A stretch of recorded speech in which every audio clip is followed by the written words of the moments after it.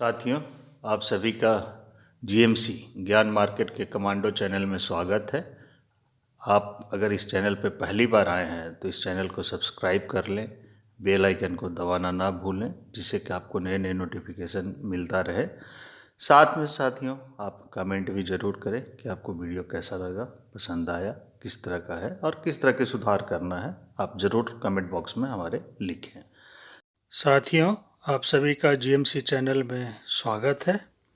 आज हम 12 ज्योतिर्लिंगों में से एक तीसरे स्थान पे ज्योतिर्लिंग केदारनाथ धाम की चर्चा करना चाहेंगे साथियों। तो आइए चलते हैं, हम केदारनाथ ज्योतिर्लिंग के बारे में जानकारी साझा करते हैं साथियों, उत्तराखंड के रुद्रप्रयाग जिले में मंदाकिनी नदी के तट पर स्थित केदारनाथ ज्योतिर्लिंग भगवान शिव के 12 ज्योतिर्लिंगों में से एक है।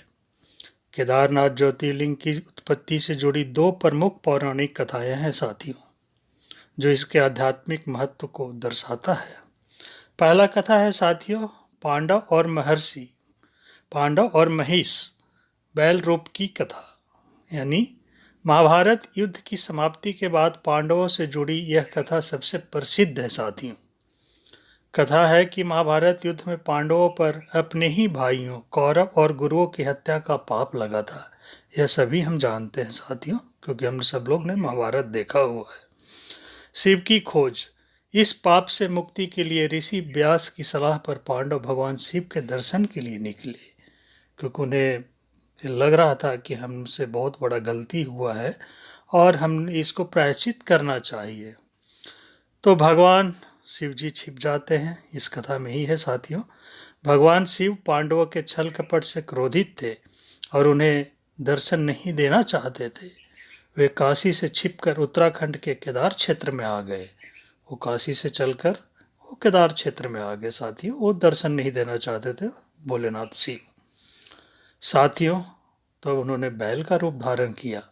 जब पांडव उन्हें ढूंढते हुए केदार पहुंचे तो शिव जी ने पहचान छिपाने के लिए बैल महिष का रूप धारण कर लिया और पशुओं के झुंड में शामिल हो गए।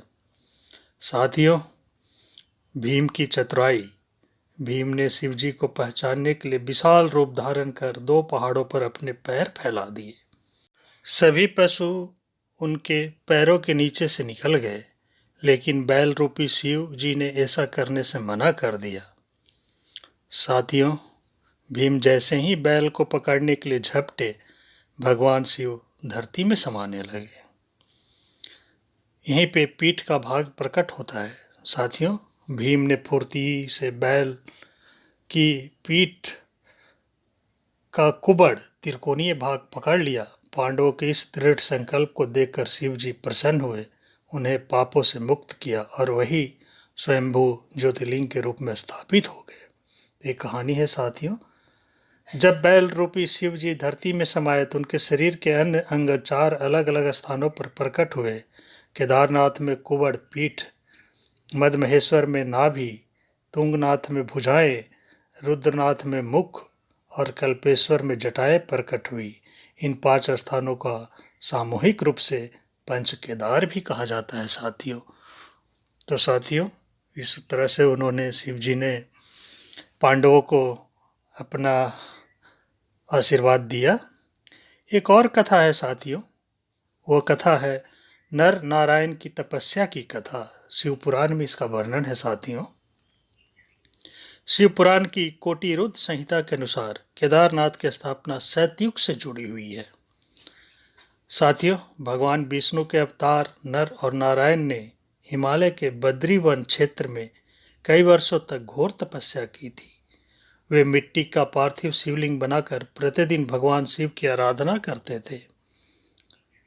उनकी निश्चल भक्ति से प्रसन्न होकर भगवान शिव प्रकट हुए और उनसे वरदान मांगने को कहा।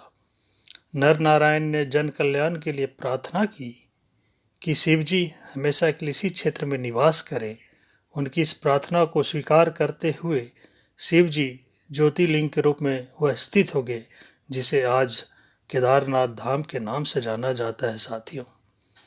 केदारनाथ मंदिर की बहुत सारी विशेषताएं हैं, जानकारी साथियों। इसके बारे में और जानकारी हम आपसे साझा करते हैं।